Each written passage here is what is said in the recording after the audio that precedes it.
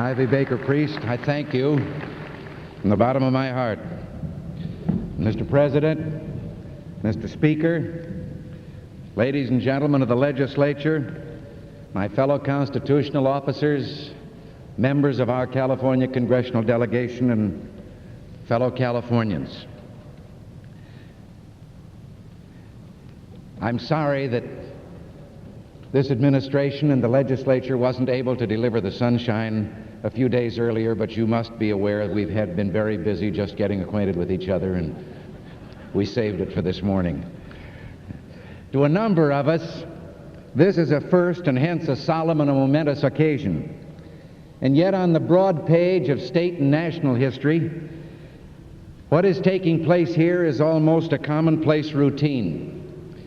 We are participating in the orderly transfer of administrative authority by direction of the people. And this is the simple magic of the commonplace routine, which makes it a near miracle to many of the world's inhabitants. This continuing fact that the people, by democratic process, can delegate power and yet retain the custody of it. Perhaps you and I have lived too long with this miracle to properly be appreciative. Freedom is a fragile thing, and it's never more than one generation away from extinction.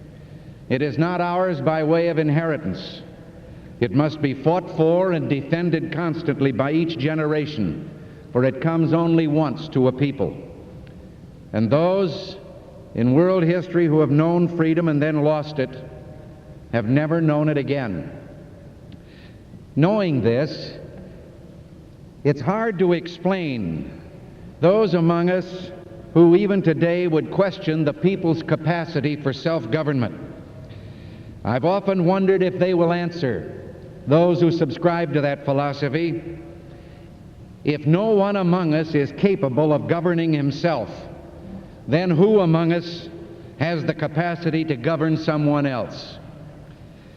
Using the temporary authority granted by the people, an increasing number lately, at all levels of government, have sought control even of the means of production, as if they could do this without eventually controlling those who produce. And always they explain this as necessary to the people's welfare. The deterioration of every government begins with the decay of the principle upon which it was founded. This was written in 1748, and it's as true today as it was then. Government is the people's business, and every man, woman, and child becomes a shareholder with the first penny of tax paid. With all the profound wording of our federal Constitution, probably the most meaningful words are the first three: we the people. And those of us here today who have been elected to constitutional office and to the legislature are in that three-word phrase. We are of the people, we are chosen by the people to see that no permanent structure of government ever encroaches on the people's freedom or assumes a power beyond that which has freely been granted to us by the people. We stand between the taxpayer and the tax spender.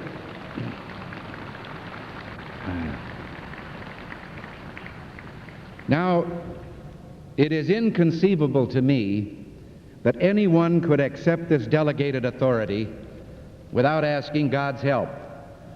And I pray that we of the legislature and the administration can be granted the wisdom and the strength beyond our own limited powers, that with divine guidance we can avoid easy expedients, that we can work to build a state where liberty under law and justice can triumph, where compassion can govern, and wherein the people can participate and prosper because of their government and not in spite of it.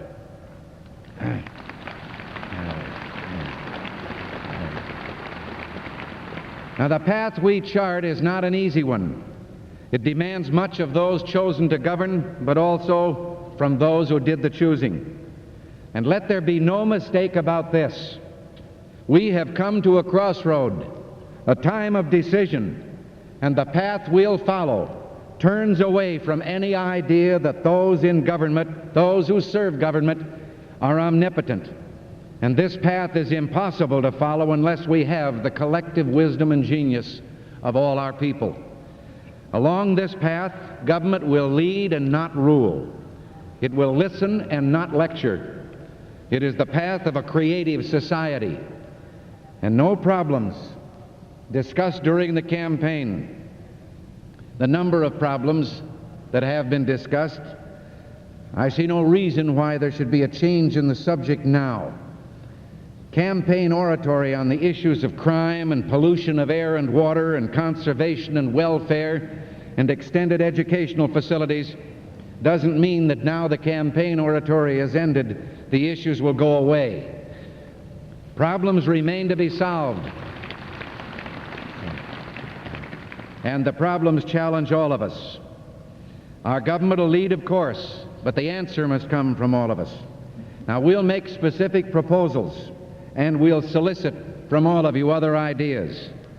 In the area where crime is double our proportionate share, we'll propose legislation to give back to the local communities the right to pass and enforce ordinances that will enable the police to more adequately protect those communities.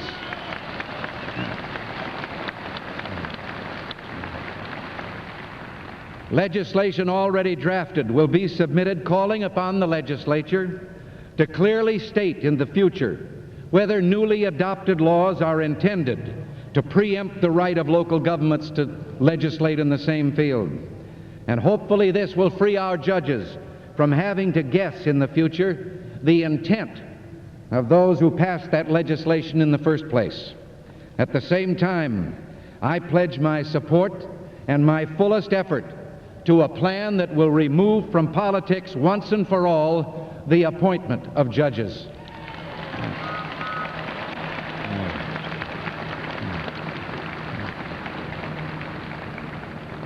Not that I believe I'm going to be overburdened with making judicial appointments in the near future.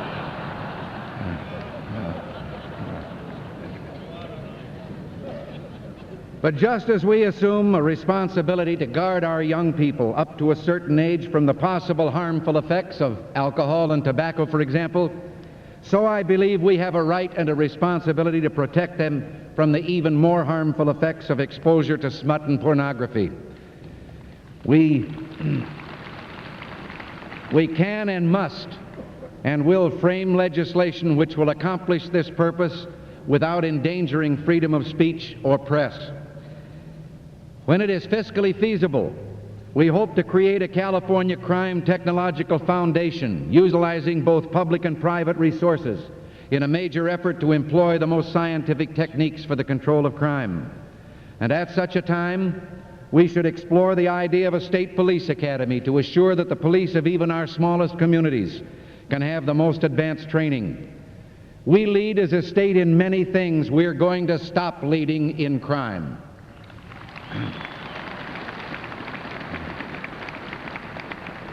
Californians should be able to walk their streets safely day or night, and the law-abiding are entitled to at least as much protection as the lawbreaker.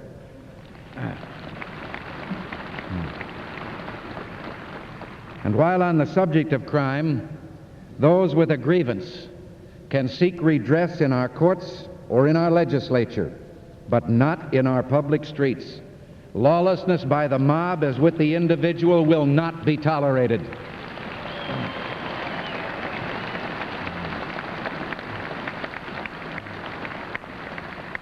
We will act firmly and quickly to put down riot or insurrection wherever and whenever the situation requires.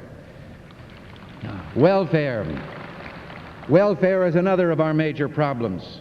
We're a humane and a generous people, and we accept without reservation our obligation to help the disabled, the aged, and those unfortunates who, through no fault of their own, must depend on their fellow men. But we are not going to perpetuate poverty by substituting a permanent dole for a paycheck.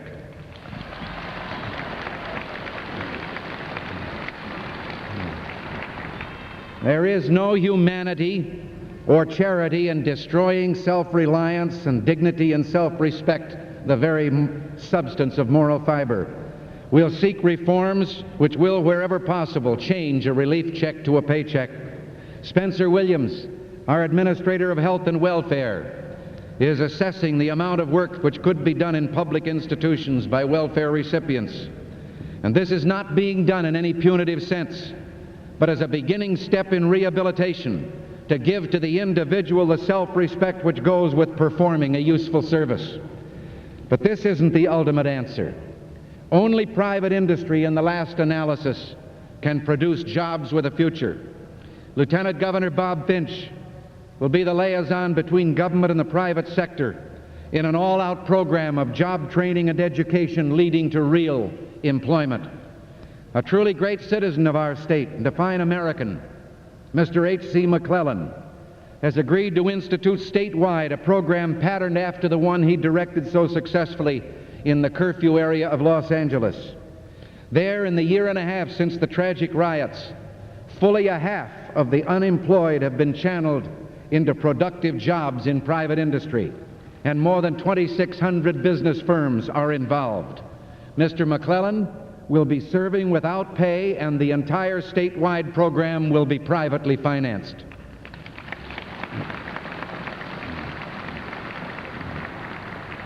And while this program will be directed at all who lack opportunity, it offers a hope especially for those minorities who today have a disproportionate share of poverty and unemployment.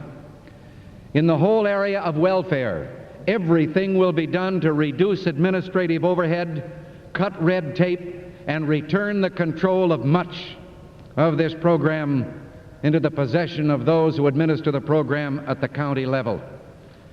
And the goal will be investment in and salvage of human beings. This administration will cooperate with the State Superintendent of Education in his expressed desires to return more control of curriculum and selection of textbooks to the local school districts.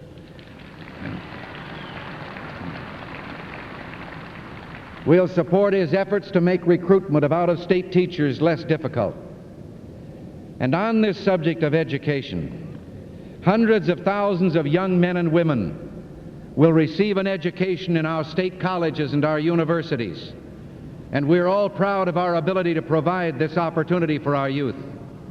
And we believe it is no denial of academic freedom to provide that education within a framework of reasonable rules and regulations, nor is it a violation of individual rights to require obedience to those rules and regulations, or to insist that those unwilling to abide by those rules seek that education elsewhere.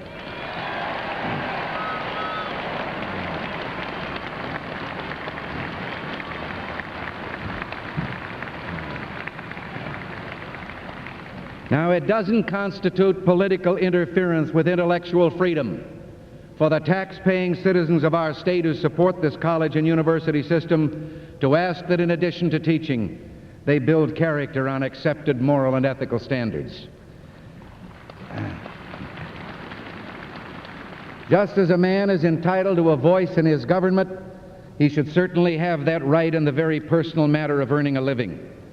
Now, I have always supported the union shop, even though that includes a certain amount of compulsion with regard to union membership. But for that reason, it seems to me, government must accept the responsibility for safeguarding each union member's democratic rights within that union. And for that reason, we will submit legislative proposals guaranteeing each union member the right to a secret ballot in his union on policy matters and the use of union dues.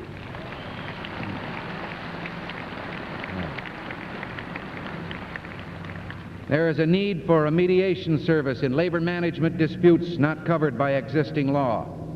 Improvements will be made in workmen's compensation, in the death benefits and the benefits to the permanently disabled. But at the same time, tightening procedures are needed to free business from some unjust burdens. A close liaison with our congressional representatives in Washington, Democrat and Republican, are needed so that we can help bring about beneficial changes in Social Security, secure less restrictive controls on federal grants, and work for tax retention plans which will keep some of the federal taxes here for our use with no strings attached. We should strive also to get tax credits for our people to help them defray the cost of sending their children to college. We'll support a bipartisan effort to lift the archaic 160-acre limitation imposed by the federal government on irrigated farms. Restrictive labor policy should never again be the cause of crops rotting in the fields because of a lack of harvesters. And here in our own capital, we'll seek the solutions to problems of unrealistic taxes which threaten economic ruin to farming, our biggest single industry. We'll work with the farmer as with business and industry and labor to provide a better business climate that they may prosper and we all may prosper. Now, there are other problems and possible problems facing us. One such is now pending before the United States Supreme Court. I believe it would be inappropriate to discuss this matter now, but we are prepared with remedial legislation which we devoutly hope will be satisfactory to all our citizens if the courts make a ruling that makes this legislation necessary. This is only a partial accounting of our problems and our dreams of the future. California, with its climate, its resources, and its wealth of young, aggressive, talented people, need never take second place in anything. We can provide jobs for our people who will work, and we can have honest government at a price we can afford. Indeed, unless we do the latter, our problems will go unsolved, our dreams unfulfilled, and we'll know the taste of ashes. I've put off till last what by no means is least among our problems. Our fiscal situation has a sorry similarity to the situation of a jetliner out over the North Atlantic, Paris bound. The pilot announced that he had some news for the passengers, some good, some bad. He said, "I'll give you the bad news first. We've lost radio control and contact. Compass and altimeter are not working. We don't know our altitude, our direction, or where we're headed." And then he said, "Now for the good news. We got a 100-mile-an-hour tailwind, and we're ahead of schedule." Our fiscal year began July 1st, and it will end on the coming June 30th, 6 months from now. The present budget for this 12-month period is $4.6 billion, an all-time high among the 50 states. When this budget was presented, it was admittedly in excess of the estimated tax revenues for the year. It was adopted with the assurance that a change in bookkeeping procedures would solve this imbalance. With a half a year gone and faced now with the job of planning next year's budget, we have an estimate provided by the experienced personnel of the Department of Finance. We have also an explanation of how the change in bookkeeping could seemingly balance a budget that called for spending $400 million more than we would take in. Well, very simply, this was just another one-time windfall, a gimmick which solved nothing but only postponed the day of reckoning. It was done by financing this 12 months of spending with 15 months of income. Virtually all the revenues from the first quarter of next year, for the months of July, August, and September, are being used and will be used to finance this year's expenses up to June 30th. And incidentally, even that isn't enough. We'll still have an estimated deficit, as it looks now, of some $63 million. Now, with this budget established at the present level, we're told that it, of course, must be increased for next year to meet the added problems of population growth and inflation. But the magic in that changed bookkeeping is all used up. We now are back to only 12 months' income for 12 months' spending for next year. And almost automatically, we're being advised of all the new and increased taxes which, if adopted, would solve this problem. And curiously enough, another one-time windfall is being urged upon us. If we will switch to withholding of personal income tax, we can collect next year 2 years' taxes in one and postpone our moment of truth. Postpone it perhaps until everyone forgets we didn't cause that problem, we only inherited it. Or maybe they hope that by next year or the year after, a rich uncle will die and remember us in his will. Well, if we accept the present budget as absolutely necessary and add on the projected increases plus funding for property tax relief, and let me parenthetically say, I believe this is absolutely essential, that we are preparing a detailed and comprehensive plan for property tax relief. But if all these things are added in, our deficit for the coming year could reach $750 million. But you Californians, we Californians, are already burdened by a combined state and local tax that is $113 higher than the national average.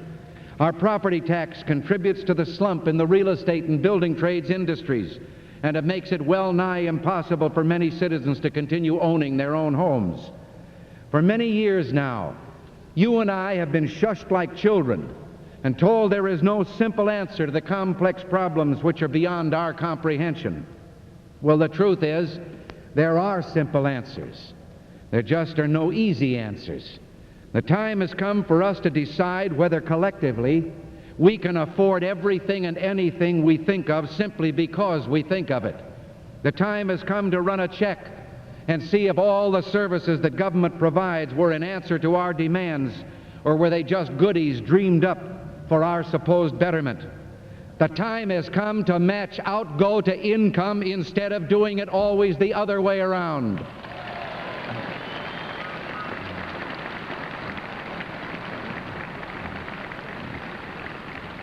Now, the cost of California's government is too high, and it adversely affects our business climate. We have a phenomenal growth. Hundreds of thousands of people are joining us each year. Of course, the overall cost of government must go up to provide necessary services for these people. But growth should mean increased prosperity, and thus a lightening of the load which each individual must bear. If this isn't true, then you and I should be planning how we can put up a fence along the Colorado River and seal our borders. Well, we aren't going to do that. We're going to squeeze and cut and trim until we reduce the cost of government. Now, it won't be easy, nor will it be pleasant, and it will involve every department of government, starting with the governor's office. I have already informed the legislature of the reorganization we hope to effect with their help of the executive branch, and I've asked for their cooperation and support.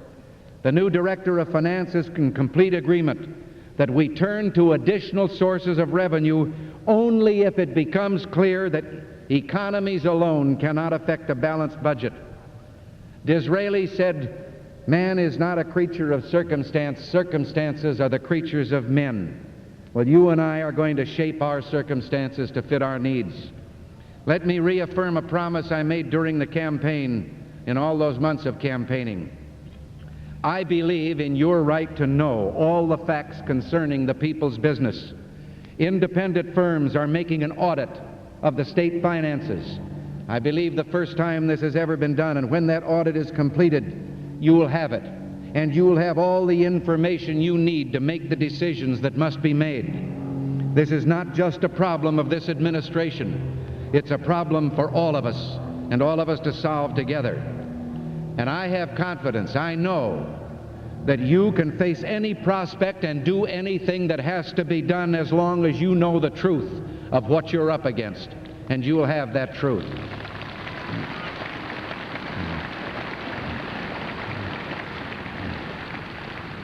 We'll put our fiscal house in order, and as we do, we'll then build those things we need to make our state a better place in which to live, and we'll enjoy them more because we know we can afford them and they're paid for. If some of you glanced up at the flag today, it is here on the platform, you might have been puzzled by its rather small size on this particular occasion. Well, there is an explanation.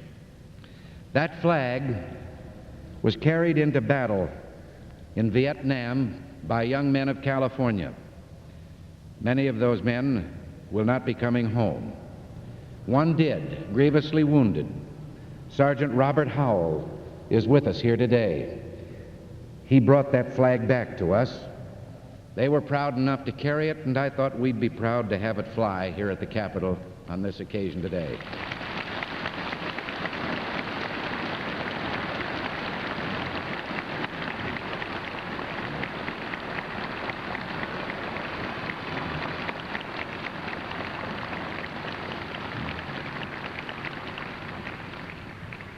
Sergeant, that flag might even serve to put our problems in better perspective. It might remind us that we need to give our sons and daughters a cause to believe in and banners to follow. No generation has fought longer and harder for freedom or paid a higher price than ours. But the fulfillment of our destiny demands more. We can make this way of life we call a state, we call California, a place of unlimited opportunity, a golden dream for all who have the courage to dare. If this is a dream, it's a good dream, and it's worthy of our generation, and it's worth passing on to the next. This is the eventual fulfillment of our destiny. I have every confidence that we, a little ahead of the sergeant's generation, a little older, who have lived through 3 wars and a cataclysmic depression, I believe that we are capable of fulfilling our destiny. We can pass this dream on, so worthy of us and worth passing on to the next. And all we should make our minds up to today is let this day mark the beginning of that fulfillment. Thank you.